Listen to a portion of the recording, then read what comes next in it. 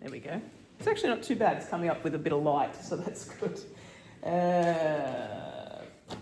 So as I mentioned, today is the feast day of Mary, the Mother of God, but it is for Anglicans. But if you're Roman Catholic, they have something called the Assumption of Mary, and that's a very different understanding of Mary than the Anglicans. But it all kind of comes back to how we understand Jesus as well. So we're going to talk about that today because I think you've probably heard a zillion, if you've been around for a while, zillion's a big number, sermons on that particular gospel.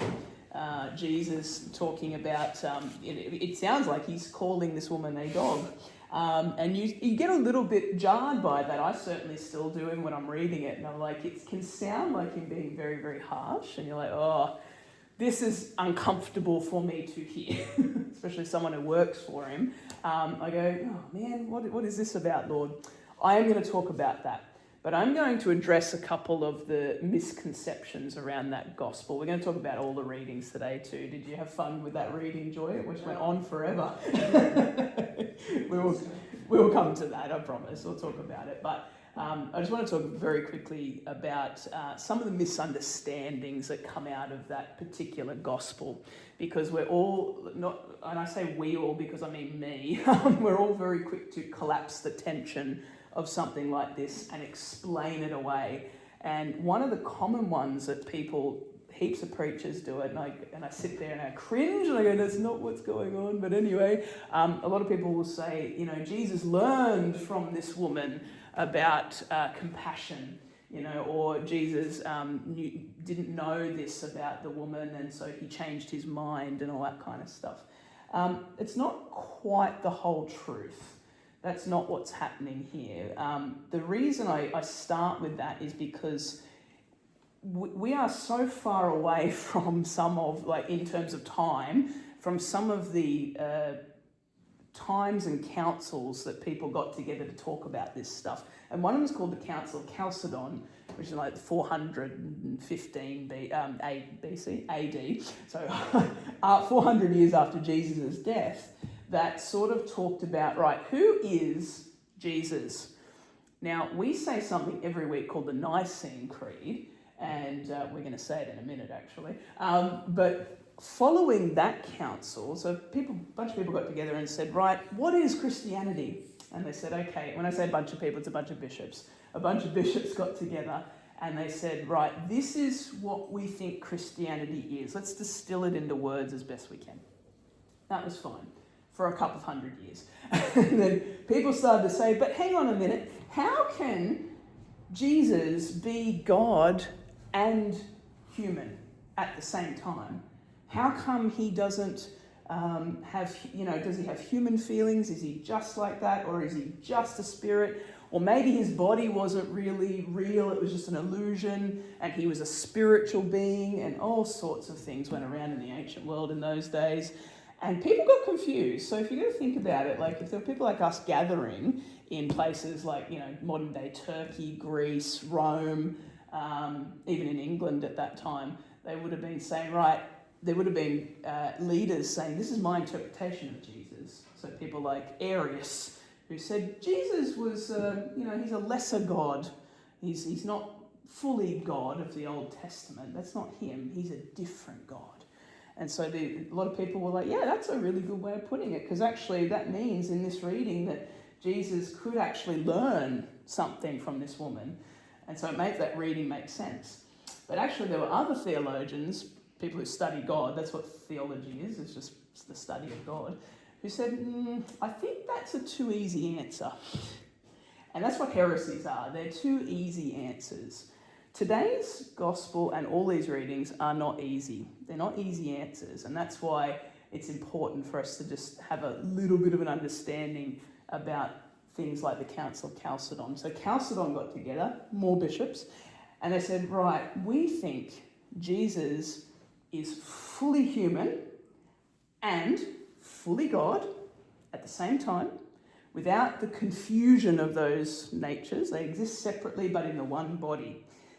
And people were like, yeah, I can deal with that, except for the Eastern Church who then broke away. But that's a different story.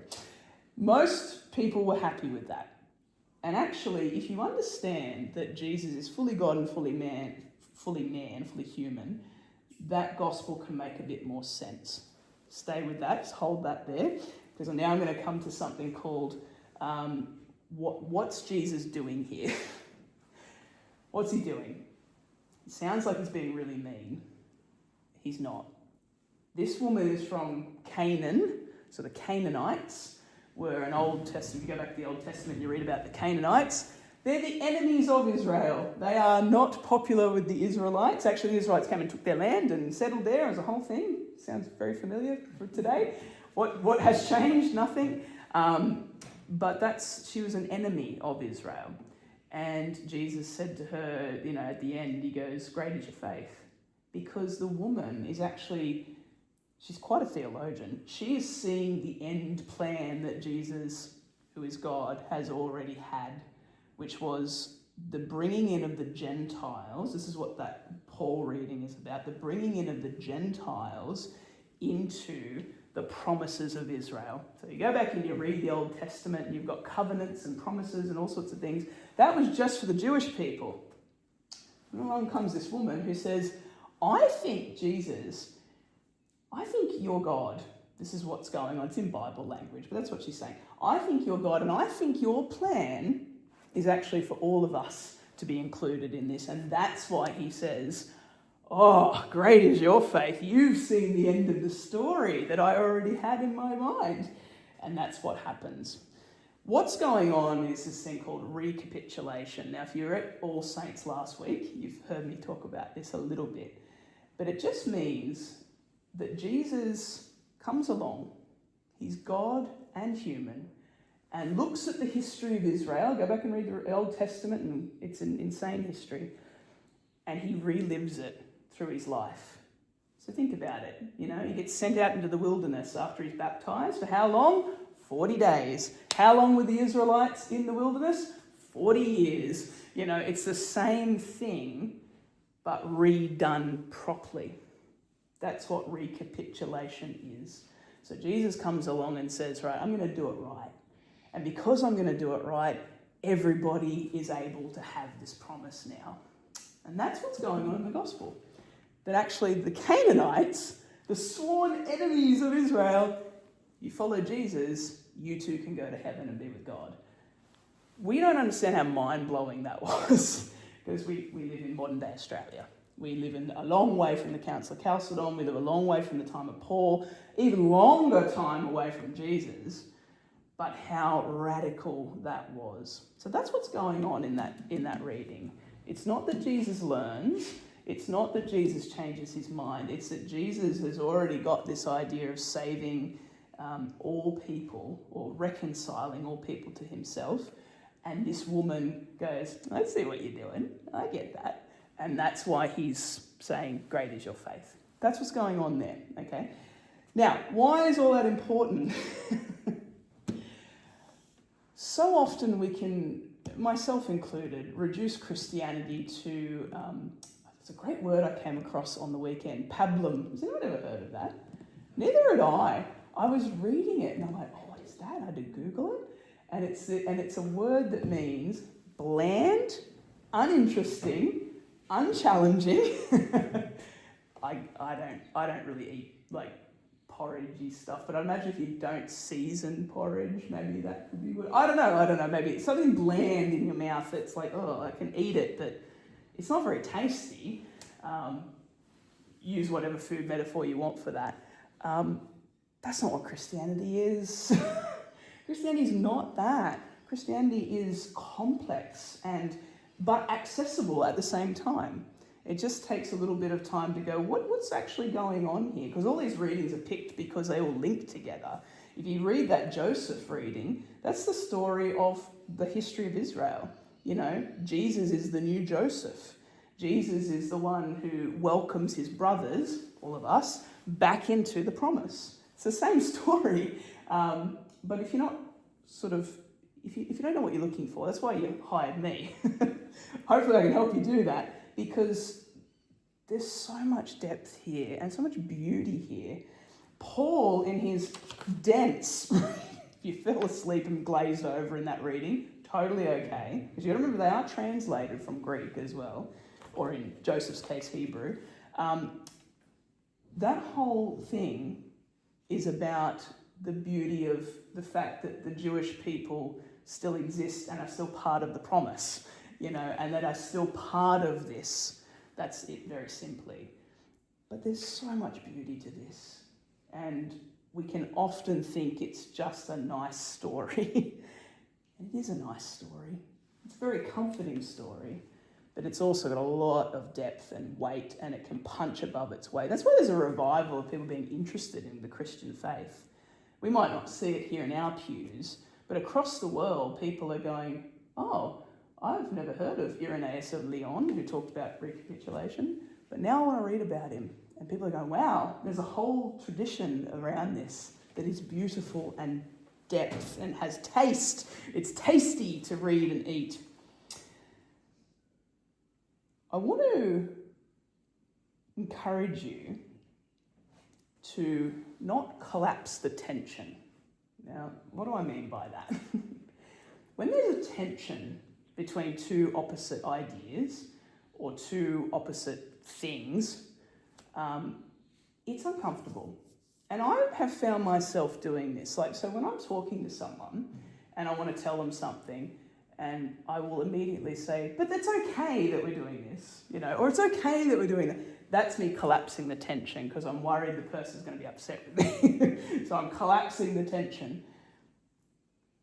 I do it all the time because we're uncomfortable with tension. We're uncomfortable with not knowing how awful it is to not know stuff, to not know the future, to not know what even tomorrow brings. I've got some stuff in my diary, but God only knows what's going to happen. You don't know. And it can make you anxious.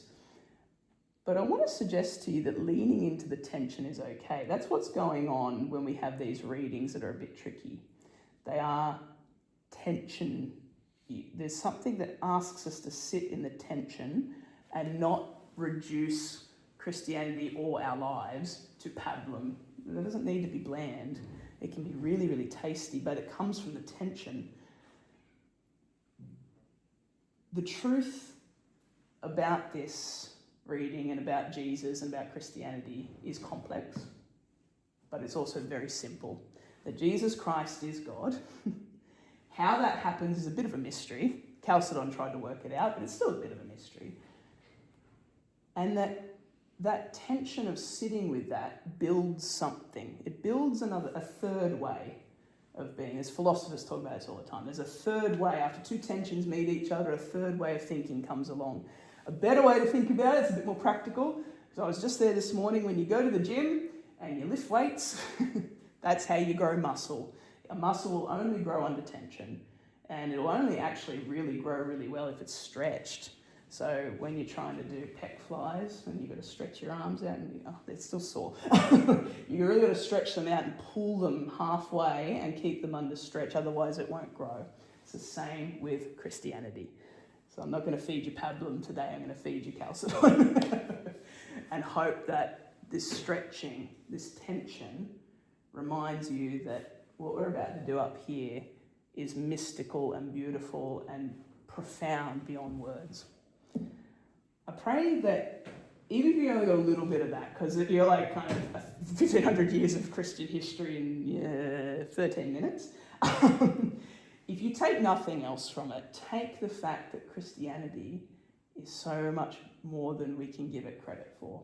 That it is beautiful and complex and simple at the same time, and that paradox can exist because guess what happens when there's a paradox? Two opposites. There's a tension, which leads to growth. Amen.